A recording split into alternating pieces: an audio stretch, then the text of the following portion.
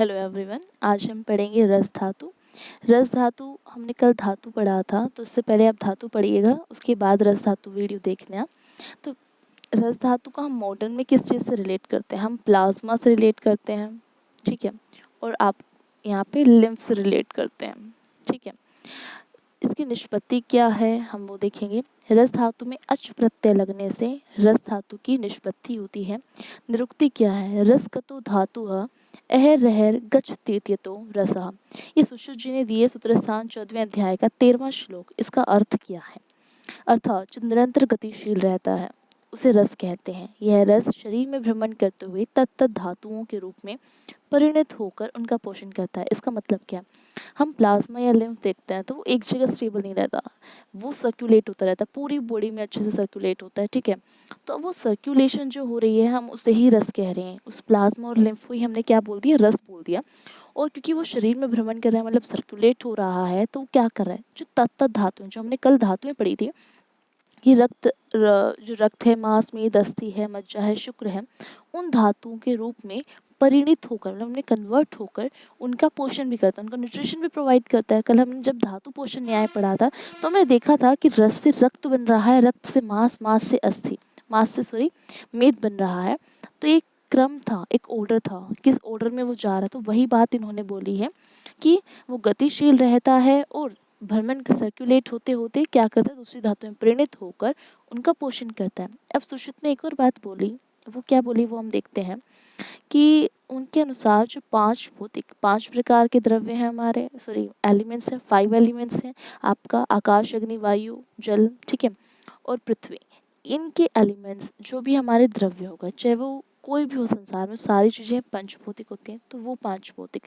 Then चतुर्विध, 4 प्रकार का आहार होता है आपका, षड्रस युक्त और द्विविध वीर्य और अष्टविध वीर्य, ठीक है। इनके और अनेक गुणों से जो युक्त होता है, उस उपयुक्त आहार का सम्यक रूप से पचनोपरांत जो तेजभूत सार बनता है वह रस कहा जाता है। इसका मतलब क्या है? 5 प्रकार के आपका 5 भौतिक हो गया, उसमें चतुर्विध आ गया, षड्रस युक्त हो गया। इस सभी के बाद जब ये गुण मिल जाएंगे तो उसका डाइजेशन होगा। जब डाइजेशन होता है तो उसके बाद क्या बनता है? एक तेजभूत सार बनता है। आपने ये देखा होगा, हम जब मॉडर्न में पढ़ते हैं कि भाई ग्लूकोज का डाइजेशन हुआ तो क्या बना, है ना, प्रोटीन का डाइजेशन हुआ तो अमीनो एसिड्स बन गए, ठीक है। तो उसके बाद एक एंड प्रोडक्ट बनता है ना, उस एंड प्रोडक्ट को यहाँ पे तेजभूत सार बोला गया है और वह ही रस कहा जाता है, ठीक है। अब जो दलहनाचार्य थे, दलहन जी क्या थे? वो टीकाकार हैं किसके? इसके सुश्रुत संहिता के, ठीक है। उन्होंने क्या कहा? उन्होंने कहा कि तेज का अर्थ क्या होता है? वो वन ही संभूत किया है। क्या बोला गया है? तेज का अर्थ वन ही संभूत किया है।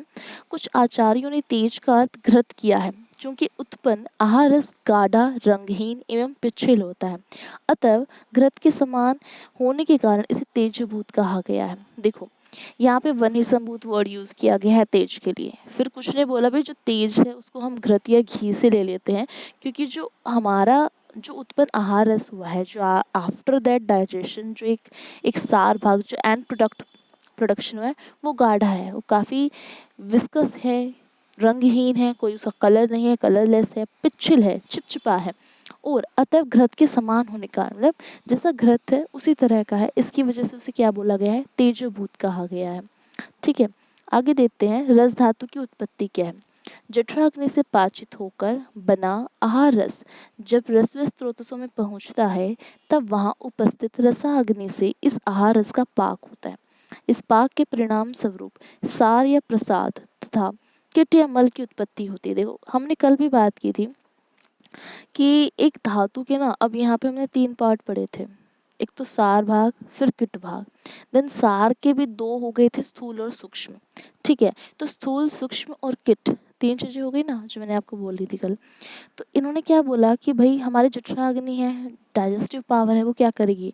आहार का पाचन करेगी। जब वो पाचन हो जाएगा, आहार रस बनेगा, तो वो रस व स्रोतसों में पहुंचेगा, जहाँ पे उसके आशय है, जहाँ से वो निकल रहा है रस, वहाँ पहुंचेगा। और वहाँ पे उपस्थित, वहाँ पे क्या होगी? रसाग्नि होगी, ठीक है। और वो उस आहार रस का क्या करेगी? वो पाक करेगी, वहाँ पे उसका पाक होगा। और इस पाक के बाद क्या होगा? अब देखो, यहाँ पे हमने नीचे देखा है, आहार रस आया, उस पर रसाग्नि की क्रिया हुई, उसने सार और किट में तोड़ दिया। सार को हम प्रसाद भाग भी बोलते हैं और किट को हम मल भी बोलते हैं, ठीक है। उसके बाद सार को दो पार्ट में कन्वर्ट हुआ, टूटा, स्थूल और सूक्ष्म, ठीक है। जो स्थूल है आपका वो रस धातु की उत्पत्ति करता है और जो सूक्ष्म होता है वो उपधातु की उत्पत्ति करता है और रक्त निर्माण अंश को उत्पन्न करता है। तो उपधातु में क्या क्या आएगा आपका, स्तन्य और आर्तव आएगा, ठीक है। अब यहाँ पे किट और मल था, तो किट जो इसका रस होता है ना, रस का कफ होता है, ठीक है। अब हम आगे देखते हैं रसाग्नि। रसाग्नि क्या है? रस धातु में उपस्थित पाँच का अंश और इन पाँच का अंशों की क्रियाओं को संपादित करने हेतु जिस ऊष्मा की आवश्यकता होती है वह दोनों को सम्मिलित रूप से क्या बोला गया है, रसाग्नि कहा जाता है। इट मीन्स हमारी रस धातु है, हर एक धातु का अलग अलग पाँच का अंश होंगे जो उसका पाचन करेगी। पाँच का अंश है जो पाचन करने वाले अंश हैं और इन सभी पांच अंशों की क्या होती है, क्रियाएं को संपादित करना होता है और उसके लिए हमें क्या चाहिए, उसके लिए हमें ऊष्मा चाहिए, ठीक है, ऊष्मा हीट चाहिए। तो वह दोनों को सम्मिलित रूप से कहेंगे, पांच का अंशों को और साथ में उस ऊष्मा को हम क्या बोलेंगे, रसाग्नि कहेंगे। वस्तुतः रसाग्नि कोई द्रव्य नहीं है अपितु रस में विद्यमान अनेक आग्नेय द्रव्य हैं। क्या क्या, हम vitamin A, E, C, B कुछ भी ले सकते हैं, ठीक है, एंड बायोटीन, नियासिन, पेंटाथानिक एसिड, कुछ भी जो ये उसमें प्रेजेंट है। ओके, यहाँ पे बी जो लिखा हुआ है B1, B2, B3 ये आएंगे, इसको ठीक कर दूंगे। देन आपका आता है रस धातु का संवहन, मतलब इसका सर्कुलेशन कैसे होता है। तो सर्कुलेशन में आपका आएगा सह शब्दार्ची जल सतान्वत गुणा विशेषें परिधावत्येन केवलम शरीरम, ये सुश्रुत जी ने दिया है। स जो यहाँ पे सह वर्ड यूज हुआ है वो आपका रस के लिए यूज किया गया है। ओके, देन शब्द, शब्द आप देखते हैं जब हम बोलते हैं, हमने बोला, अब वो हमें सुन रहे हो हर तरफ से आता है, उसको कोई डायरेक्शन है भैया इसी तरफ जाएगा उसी तरफ, सबको सुनता है ना, तो शब्द जो तो वो चारों ओर जाता है, उसकी गति क्या है, चारों ओर। अर्ची को हम अग्नि कहते हैं और अग्नि की गति आपने देखी तो वो हमेशा ऊपर की तरफ जाती है, दैट इज ऊर्ध्व गति। देन जल जो होता है उसकी अधोगति होती है, बारिश कभी ऊपर नहीं जाती ना, बारिश ऊपर से नीचे आकाश से ही गिरती है नीचे, वो ले सकते हो। देन सतान्वर जल तरंगे, ठीक है, ये इनके मीनिंग है, ये आप लिख दीजिएगा। तो ये इसका संवहन बताया गया है इस रूप से। फिर बोला रोल ऑफ व्यान वायु इन रस संवहन, कि भाई ये क्या काम करती है। देखो व्यान वायु हमने वात में पढ़ा था, वात दोष में, कि व्यान वात होता है। अब ये क्या करेगा कि जब रस धातु, यह जो रस धातु है जब रक्त के साथ मिलकर व्यान वायु की प्रेरणा से हृदय द्वारा शरीर में परिधावन करती है। देखो हमने व्यान वायु क्या करेगी, वो हृदय से, जो हमारा ब्लड या कुछ भी सर्कुलेशन होता है वो कहाँ से होता है, हार्ट से होता है। हार्ट में कौन वहाँ पे प्रेजेंट है, आपका व्यान वायु प्रेजेंट है। और व्यान वायु क्या करेगी, हृदय से, हार्ट से क्या करेगी, इसको पूरा, क्योंकि रस रक्त में मिल जाएगा, जब ये दोनों मिल जाएंगे तो इसको पूरे शरीर में, पूरी बॉडी में सर्कुलेट करने का काम क्या कौन करता है, वो व्यान वायु करती है। और तब इस धावन काल में अनेक आग्नेय अंतःस्राव, मतलब जैसे आपका अग्नाशय का अंतःस्राव, इंसुलिन, अग्ना यहाँ पे पेनक्रियास बोला गया है अग्नाशय को, ठीक है, इंसुलिन उसी से रिलीज होती है, इसमें मिलते रहते हैं। अब आपने देखा है कि हमारे ब्लड में हमारे सारे हॉर्मोन्स जो हैं वो सभी उसके साथ मिक्सड अप होते हैं, अलग अलग नहीं होते। मोस्ट ऑफ द जितने भी आपके एंडोक्राइन हॉर्मोन्स हैं वो सारे इसमें आएंगे और ये पृथक पृथक न रहकर रस रक्त में घुल जाते हैं। भाई अलग से नहीं आया, वो सब उस चीज़ में मिक्सड अप हो जाते हैं और आग्नेय होने के कारण सम्मिलित रूप से रसाग्नि के अंतर्गत ही आते हैं, क्योंकि वो उसके अंदर घुल मिल गए हैं, मिक्स्ड हो गए हैं और आग्नेय हैं, तो ये क्या आएंगे, वो रसाग्नि के अंतर्गत ही आएंगे। अब आगे देखते हैं हम रस का पांच भौतिक संगठन क्या है। तो रस धातु को आयुर्वेद में आप्य अर्थात जल बहुल मानते हुए सौम्य कहा गया है। क्या बोला गया है, क्योंकि इसमें रस में क्या है, जल की प्रधानता है, तो इसे सौम्य बोला गया है। फिर इसका एक श्लोक है, डलहन जी ने दिया है सुश्रुत की टीका में, कि तथा अप्यपाम प्रधानत्वाद रसः सौम्य अभिधीयते, मतलब रस धातु में जल एवं स्नेह द्रव्यों की अधिकता होती है और इसके अतिरिक्त न्यूनाधिक रूप में अन्य महाभूत पार्थिव, आग्नेय एवं वायव्य के अंश भी घुले रहते हैं। मतलब मेन डोमिनेट कौन करेगा, वो आपका जल कर रहा है और सब क्या होंगे, वो आपकी थोड़ी थोड़ी मात्रा में प्रेजेंट होंगे। अब देखते हैं, मैंने इसमें एक ये पिक्चर ऐड कर दिया, आप इसको पढ़ना। रस धातु है, प्लाज्मा एंड लिम्फ, इसमें 5 भौतिक संगठन देंगे भाई। अभी हमने देखो पार्थिव अंश देख रहे हैं, तो पार्थिव अंश से हम क्या ले सकते हैं, प्रोटीन ले सकते हैं। प्रोटीन में आपका सीरम एल्बुमिन, सीरम ग्लोबुलिन आ गया, ठीक है, फाइब्रिनोजेंस आ गए, प्रोथ्रोम्बिन आ गया, ठीक है। देन आपके नाइट्रोजनस द्रव्य लाइक क्या क्या, ग्लूटामिन, क्रिएटिनिन, ओके। एंड आपका फिर आता है शर्करा, that is glucose and glycogen. Then आता है आपका आप्यांश। आप्यांश भी 2 पार्ट में डिवाइड किया उन्होंने, स्नेह में और जल में। जल आपका 92% है, जैसे अभी हमने बोला कि यहाँ पे किसकी प्रधानता है, यहाँ पे प्रधानता है आपकी जल महाभूत की। और स्नेह में आपका लिपिड्स, फॉस्फोलिपिड्स एंड कोलेस्ट्रॉल आएगा। देन आता है आग्नेय अंश में। आग्नेय अंश में आएगा आपके vitamin A, E, C, biotin, pantothenic acid, B2, B1, niacin आदि। एंजाइम्स में आएंगे आपके amylase, lipase, phosphatase, okay. Then धातु आएंगी सोडियम, पोटाशियम, मैग्नीशियम, कैल्शियम, लौह, ताम्र, आयोडीन आदि। देन खनिज द्रव्यों में आपके आएंगे गंधक और फॉस्फोरस। अब आते हैं आपके वायव्य अंश। वायव्य अंश में आपकी गैस आती है लाइक ऑक्सीजन है, कार्बन डाइऑक्साइड है, ओके।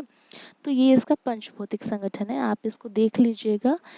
मेनली तो यही पूछा जाता है कि भाई किस चीज़ की प्रधानता है, कौन सा महाभूत है, उससे 1 नंबर का क्वेश्चन आ जाता है। कभी कभी होता है कि आपका यहाँ से बड़े क्वेश्चन में इसको एक छोटा पार्ट दे दिया, ठीक है। आगे हम देखते हैं रस का स्थान। तो रस का स्थान क्या है, तस्य हृदय स्थानम सहृदया चतुर्विंशतिर धमनीर अनुप्रविश्य ऊर्ध्वगा दश अधोगामिनीश्च चतसत्रश्च तिर्यगा कृत्स्नम शरीरम। इसका मतलब क्या है, तस्य हृदय स्थानम, इट मीन्स रस का स्थान हृदय माना गया है। और सहृदयाच चतुर्विंशतिर धमनीर अनुप्रविश्य, मतलब वह रस हृदय से 24 धमनियाँ कौन कौन सी आएगी, ऊर्ध्वगा 10, मतलब जो ऊपर की ओर है वो 10, देन 10 अधोगामिनीश्च और 10 नीचे की ओर, चतसत्रश तिर्यगा और 4 जो होंगी आपकी वो तिर्य गति में होंगी।